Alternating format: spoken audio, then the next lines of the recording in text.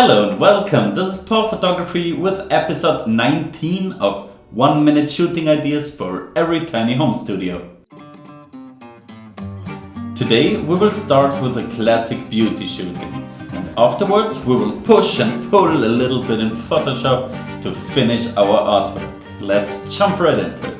I place my structured grey background and highlight it with a strobe. As a key light, I used a rectangular softbox and put it up high above the model. To get a nice even light without any harsh shadows on the face, I placed the reflector right beneath the key light. I asked my favorite makeup artist, beautiful Ella Cafella, to push and pull her face, because we will need this to complete the effect now in Photoshop. Put the background image under all layers and start cutting, pulling and pushing. Paul, this is your push and pull portrait.